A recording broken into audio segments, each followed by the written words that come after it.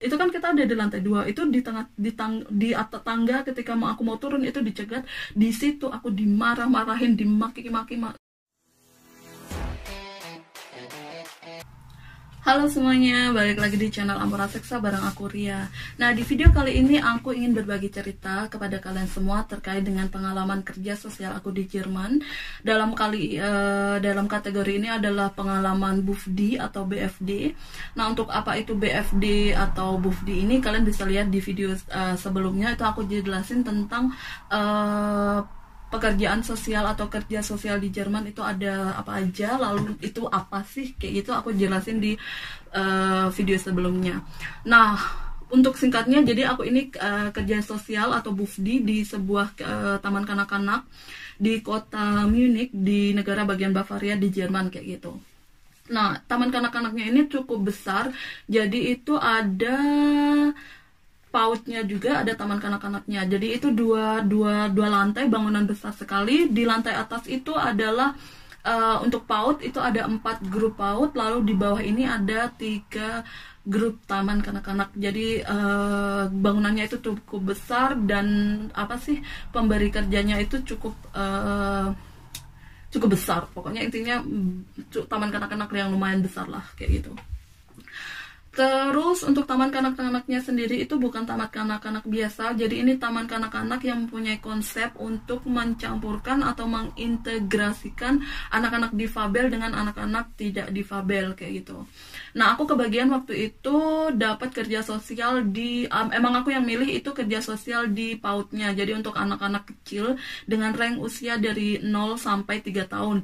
Nah, kebetulan waktu itu di grup aku yang paling muda itu umurnya sekitar 9 bulan. Bukan di grup aku sih, yang di PAUD atas itu paling muda 9 bulan. Di tempat aku di grup aku sendiri paling muda kalau nggak salah 10-11 bulan gitu, tapi udah bisa merangkak dan macam-macam. Nah, balik ke cerita soal BFD aku ya. Jadi awalnya itu aku untuk grup awalnya aku sebut aja grup 1, 2, 3 ya. Pada awalnya adalah aku ini masuk di grup 3. Nah, di grup 3 ini orang-orangnya tuh asik banget, teman kerjanya asik, pokoknya anak-anaknya juga oke banget, kayak gitu. Nah, untuk jumlah anak-anak dan orang dewasanya itu di tempat kerja aku BFD dulu itu adalah 10 anak-anak dengan kategorinya 2-3 anak-anak difabel. Kalau misalnya yang satu difabelnya cukup tinggi, cukup kayak tingkat difabelnya bener-bener yang harus butuh perhatian ekstra banget, itu cuma 2, jadi 2 anak difabel dan 8 anak tidak difabel. Jadi totalnya pokoknya 10 anak dengan orang dewasanya adalah 3, yaitu yang pertama Erzieherin atau nanti mereka jadi ketua grup, yang kedua adalah Kinderpflegerin, yang ketiga adalah praktikan atau praktikantin. Nah, Erzieherin ini kalau di Indonesia itu sejenis guru taman kanak-kanaknya. Nah, biasanya si Erzieherin ini adalah ketua grup. Lalu yang kedua Kinderpflegerin itu adalah asistennya, asisten guru taman kanak-kanak. Terus praktikan atau praktikantin itu adalah orang-orang yang melakukan praktek di tempat atau di grup itu. Itu bisa dari mereka yang melakukan FSJ, BFD, Ausbildung atau tugas sekolah itu juga bisa. Itu namanya nanti mereka yang praktek di grup itu sebutannya praktikantin, kayak gitu. Nah, sayangnya di grup 3 yang menjadi grup pertama aku itu ada masalah karena Erzieherin-nya. Nah, jadi kalau misalnya aku sebutkan Erzieherin, kalian udah paham maksudnya kan, karena tadi aku udah jelasin. Nah, Erzieherin-nya ini sakit. Jadi Erzieherin-nya itu ada kecelakaan, terus akhirnya dia harus ambil cuti sakit. Jadi terus akhirnya tinggal 1 Kinderpflegerin dan dengan 2 praktikantin, karena sebelumnya itu sudah ada anak praktek BFD juga di situ, tapi lebih dulu daripada aku. Jadi dia udah lebih lama 1 atau 2 bulan daripada aku, karena aku masuk waktu itu bulan September. Terus jadinya jomplang kan, karena si Kinderpflegerin ini juga nggak boleh atau belum boleh jadi ketua tim. Akhirnya kepala sekolahnya ngerolling itu semua tim di atas di PAUD. Terus akhirnya karena rollingan itu juga aku pindah dari grup 3 ke grup 1. Nah, masalahnya waktu awal banget, waktu perkenalan semua teman-teman kerja itu, aku nggak terlalu kenal deket banget, kayak cuma halo gitu sama orang-orang di grup satu. Masalahnya lagi, ternyata RC-Rin yang di grup satu itu dan ketua timnya itu, sumpah dia itu judes banget. Itu jenis-jenis orang yang kamu nggak kenal pun akan tahu kalau dia itu orangnya judes kayak gitu. Nah, sialnya lagi bagi aku, ketika aku akhirnya dioper ke grup 1, itu dia menolak mentah-mentah. Bukan menolak lagi di belakang aku, tapi dia menolak di depan aku. Dia bilang, saya nggak mau ada praktik kantin, terutama orang luar di grup saya gitu. Saya mau mempertahankan tim saya yang dulu. Jadi timnya dia yang dulu itu sudah ada kan, karena ada kasus yang RC-Rinnya cuti sakit itu, jadi semua di rolling kan ke kepala sekolahnya. Pokoknya dia protes macam-macam ke kepala sekolahnya, tapi karena kepala sekolah adalah pengambil keputusan terakhir, dia bilang no. Kalau dia bilang tidak, ini sudah keputusan saya, kamu terima Ria di grup kamu dan case close kayak gitu. Nah, dia akhirnya menerima aku dengan mau nggak mau di grupnya dia, karena itu udah keputusan dari kepala sekolah.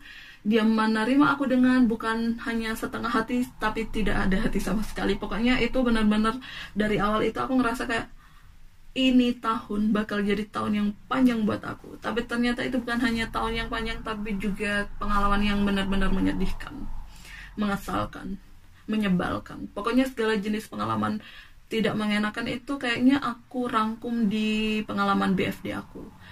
Sialnya, karena waktu oper itu kan aku kebetulan oper 2 kali, itu semuanya keluarganya itu benar-benar bagus, baik banget.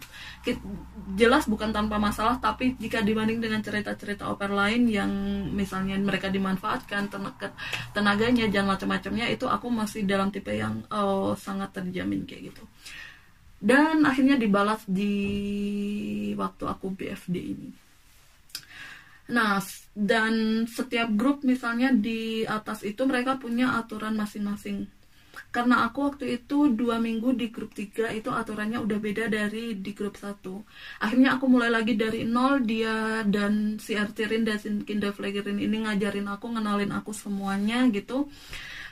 Tapi kayak waktu dia memperkenalkan, menceritakan aturan-aturan di grup 1 ini kayak setengah hati ini, kayaknya ya udahlah, kayak itu tugas aku, mau nggak mau harus aku lakuin kayak gitu. Dan sistemnya dia itu kayak misalnya aku udah kasih tahu kamu sekarang ya, hari ini bla bla bla bla, ini nanti kamu lakukan seperti ini, nanti kita jam segini ngapain, kita jam segini melakukan ini bla bla bla, lalu ada aturan apa sih, anak-anak nggak boleh ini, nggak boleh itu, macam-macam bla bla bla itu dia ceritakan semua awal di blog gitu. Dan dia berharap bahwa aku sudah akan bisa di hari sebelumnya. Padahal ketika itu aku masih berada dalam level yang aku benar-benar bahasa Jermannya itu masih rendah banget. Aku paham semuanya, tapi untuk mengucapkan itu aku belum ada keberanian, dan untuk aku belum ada keberanian berbicara gitu. Prakteknya itu benar-benar masih jelek waktu itu. Nah, ada kejadian 1 minggu setelah aku pindah ke grup 1 ini. Jadi waktu itu bulan September, di minggu-minggu ketiga, kalau nggak salah, itu adalah minggu-minggu di mana kita menerima anak-anak baru untuk masuk ke grup atau ke taman kanak-kanak kita kayak gitu, taman kanak-kanak kami. Nah, di fase ini, fase adaptasi anak-anak baru ini namanya kalau di Jerman Eingewohnung.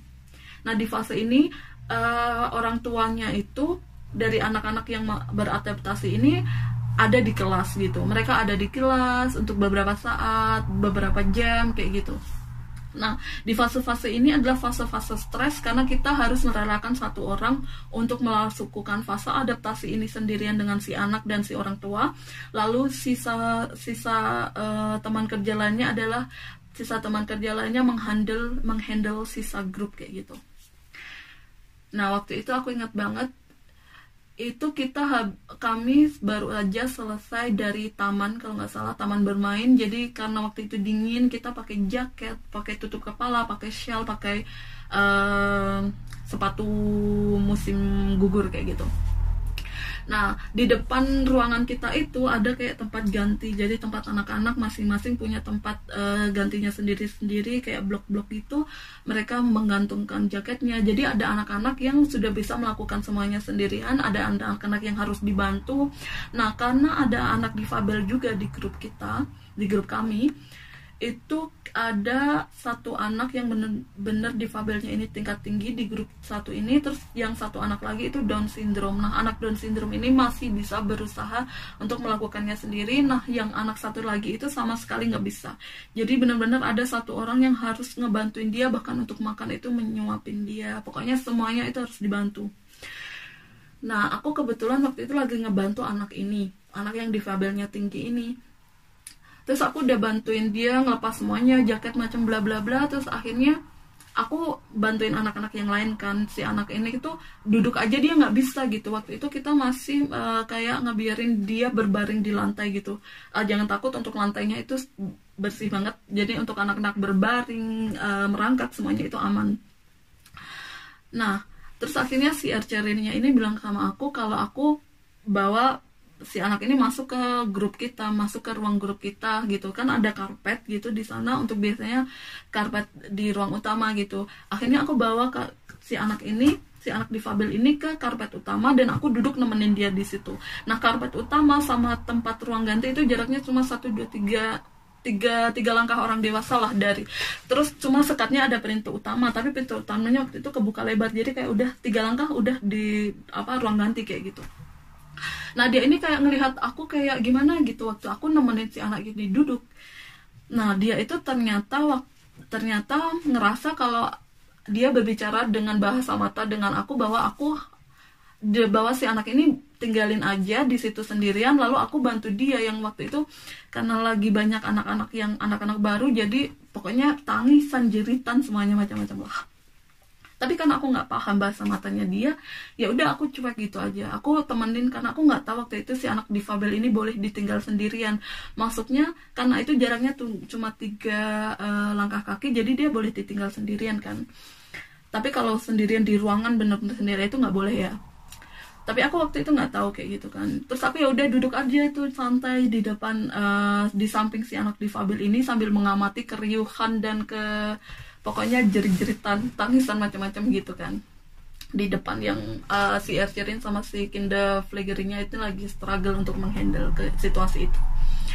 Nah, ketika akhirnya semua anak-anak ini udah masuk di grup utama, aku kan mau turun mau ngambil sesuatu kalau nggak salah, karena itu udah waktunya mau makan siang.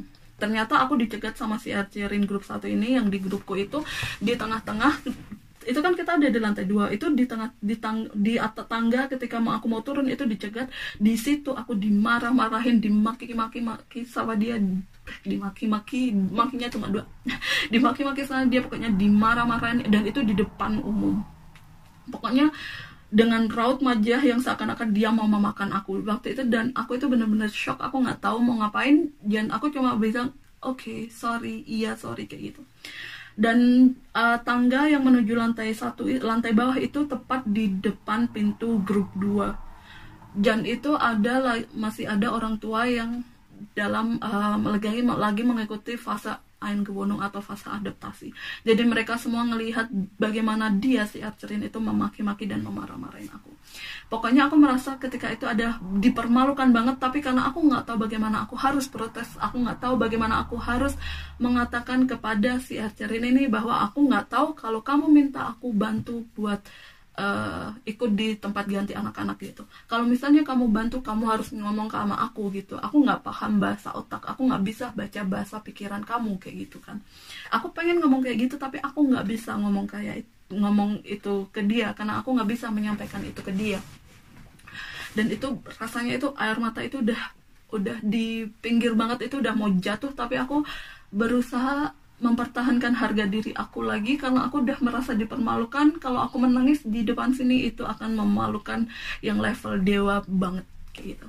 Jadi itu aku benar-benar kejadian itu aku telan mentah-mentah, kayak aku harus kuat. Aku bagaimanapun ini adalah keputusan aku untuk melakukan program kerja sosial ini adalah keputusan aku untuk datang ke Jerman, ini adalah keputusan aku untuk melakukan kegiatan ini. Pokoknya intinya seberapa salah pun si Archery-nya ini, ada beberapa persen salah aku juga kayak gitu.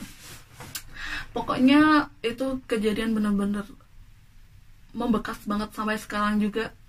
Terus ada kejadian lain, pokoknya dia itu hobi deh memarah-marahin aku di depan orang itu. Dan waktu itu aku nggak tahu kalau aku bisa protes.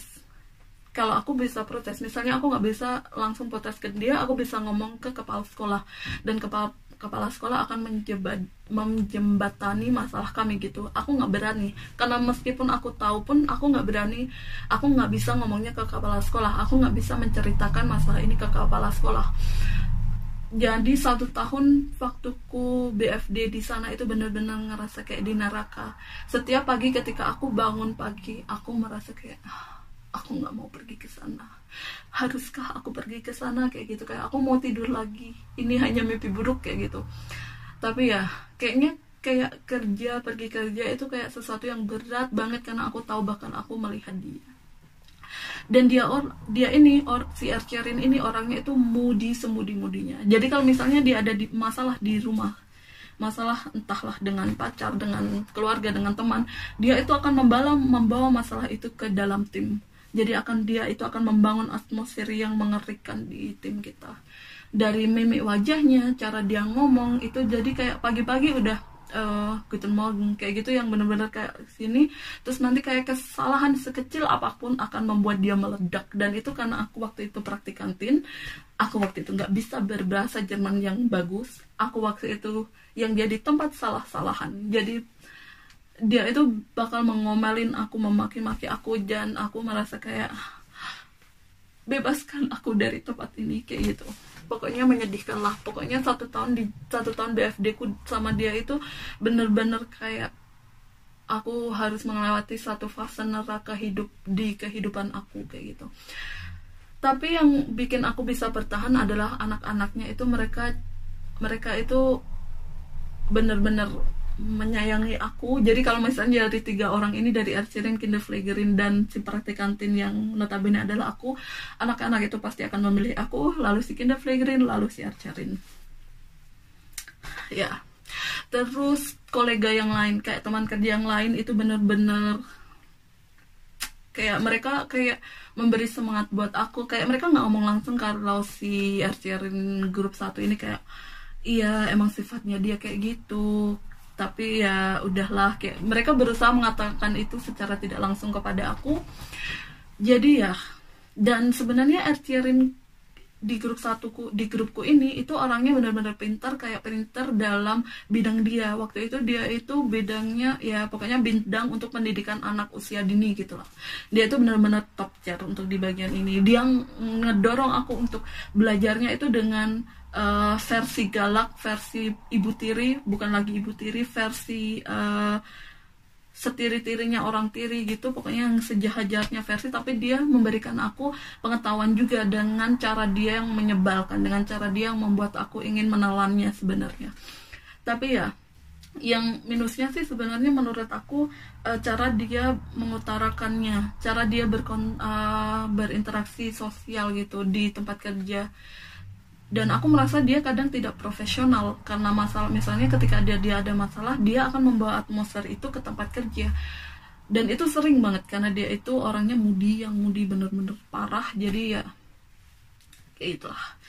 Jadi banyak sih, aku yang paling mengena sih waktu dicaci maki di minggu pertama itu sih, di grup 1 itu mengena banget, karena seharusnya dia tidak melakukan yang menurutku tidak adil. Ada yang pertama, itu adalah minggu pertama aku, itu bahkan belum 1 bulan aku di sana. Jadi kalau misalnya aku melakukan kesalahan, dia boleh menegur aku, tapi lakukan itu di tempat tertutup, lakukan itu dengan cara yang benar, dan beritahu aku juga kesalahannya apa.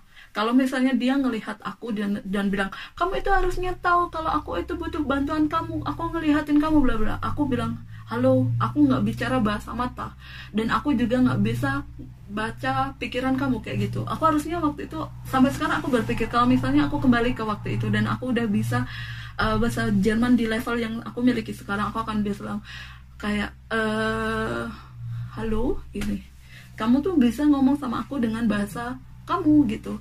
bukannya bahasa pikiran, bukannya bahasa mata dan macam-macam kayak gitu. Pokoknya ya itulah, aku banyak banget nangis malam hari ketika waktu BFD itu cuma gara-gara dia. Jadi si Ercerin ini adalah satu-satunya sumber air mata, pokoknya sumber dimana aku berpikir berkali-kali apakah aku bakal menetap di Jerman, apakah aku bakal melanjutkan keinginan aku untuk bekerja di taman kanak-kanak atau di PAUD di Jerman. Itu dia adalah satu-satunya orang yang membuat aku berpikir ratusan kali waktu itu. Tapi untung-untungnya adalah aku termasuk orang yang cuek, atau bisa dipikir kayak ya udahlah kayak gitu orangnya. Ya udahlah dalam versi yang versi yang kayak ya udahlah, masuk kuping kiri keluar kuping kanan kayak gitu, terserah, bodo amat lah kamu mau ngapain kayak gitu. Kalau misalnya itu orang yang sensitif banget kayak tipikal orang Indonesia yang baru diomongin aja itu udah masuk di hati, udah sakit hatinya itu kayak bom waktu gitu, mungkin mereka nggak akan tahan ya. Tapi untungnya ada bagian dari aku juga sensitif gitu, tapi ada bagian dari aku yang cuek banget ini juga. Akhirnya aku bisa melalui BFD di sana dengan kondisi mental yang masih normal, meskipun sering menangis, meskipun sering menelan mentah-mentah bagaimana dia mencaci maki aku bahkan pernah ada di fase aku pengen ngomong sama dia, kamu itu bukan ibu aku, kamu nggak berhak, kamu itu nggak punya peran apapun di kehidupan aku, sampai aku segede ini, sampai kayaknya gini loh, bahkan ibu aku nggak pernah marah-marah atau mencaci maki aku kayak gitu apa sih, pokoknya intinya gitulah. Jadi apa ya, pengalamannya sih sebenarnya banyak yang bagus, tapi karena nilai titik rusak susu sebelangga, jadi aku tidak mengingat banyak tentang pengalaman indah BFD ku, kecuali pengalaman dimaki-maki dan dimarah-marahin si Ercerin ini. Dia ini orang Jerman asli, orang Bavaria asli, orang Bayern asli, dengan logat dia, dengan pokoknya dia ini tipe-tipe orang yang diam aja jahat gitu, apalagi kalau ngomong kayak gitu. Pokoknya ya sudahlah, tapi ya sudah, aku melewati 1 tahun itu dengan menelannya. Isluk Allah einfach runter gitu ya. Tapi ternyata kalian kan tahu kalau aku Ausbildung juga ya. Jadi aku Ausbildung setelah BFD itu aku Ausbildung Kinderpflegerin selama 1 tahun, dan aku pengen tetap di grup ini, aku melanjutkan di sekolah ini. Waktu itu kayaknya karena aku males melakukan fase adaptasi lagi, kayak nanti aku adaptasi iya kalau ketemu orang ya benar, iya kalau ketemunya orang kayak dia lagi, aku adaptasi lagi dari awal. Mending yang udah 1 tahun aku tahu sifat-sifatnya dia, aku udah punya keahlian buat menelan maki-makian dia mentah-mentah kayak gitu. Akhirnya aku Ausbildung di situ juga prakteknya. Terus kerja apa sih namanya, dia itu juga kayak pembimbing Ausbildung aku. Jadi kalau misalnya Ausbildung itu nanti kalian ada tempat prakteknya ya. Waktu itu aku Ausbildungnya sekolah sama kerjanya ini tetap di grup 1. Nah lalu pembimbing Ausbildung di tempat kerja itu dia, si Ercerin aku itu ya. Pokoknya itu panjang lagi lah, itu cerita lain soal Ausbildung. Nah untuk cerita BFD-nya sampai di sini aja. Jadi intinya ya BFD itu nggak selalu menyenangkan, tergantung kolega juga, tempat kalian kerja, tergantung orang-orangnya gitu, anak-anaknya, peraturannya, pokoknya banyaknya nyalain itu. Jadi kalian misalnya ngelihat atau ngebaca curhatan orang tentang BFD, FFJ gitu, itu nggak bisa disamaratakan, karena bahkan di bidang lain itu beda. Kalau misalnya kalian di tempat panti jompo, di tempat orang-orang difabel, di rumah sakit, di ambulan, di macam-macam lah, itu beda. Jadi pokoknya ya, saran aku buat kalian yang BFD atau FSC atau kerja sosial di tempat-tempat lain yang juga mengalami fase-fase berat, kalau memang masih bisa dihadapi, dilanjutkan, berjuang, dan jangan takut, jangan menyerah. Ingat alasan pertama kalian ke Jerman, ingat alasan pertama kalian kenapa memilih bidang ini, memilih tempat ini, entah itu untuk batu loncatan saja atau entah itu adalah langkah awal kalian menuju langkah yang lebih besar. Tapi kalau misalnya kalian udah nggak bisa menghandle lagi, entah itu orangnya, peraturannya, macam-macamnya itu, pindah aja gitu. Jadi silakan lihat kemampuan mental kalian, silakan lihat kemampuan kalian untuk bertahan juga, jangan dipaksakan kalau emang nggak bisa gitu. Nah, jadi video kali ini karena udah lama juga, udah hampir 25 menit lebih, jadi aku akhirin sampai di sini. Terima kasih semuanya yang udah nonton, jangan lupa di subscribe, di like juga, di komen, di share. Dan kalau misalnya kalian ada kepengen aku untuk share atau cerita pengalaman-pengalaman lain terkait kehidupan aku di Jerman sini, entah mulai dari au pair, Ausbildung, au pair, BFD, Ausbildung, lalu kerja, itu kalian tinggalkan aja di kolom komentar atau bisa kontak langsung juga di email yang aku cantumkan di bawah. Nah, terima kasih semuanya, bye bye, dadah.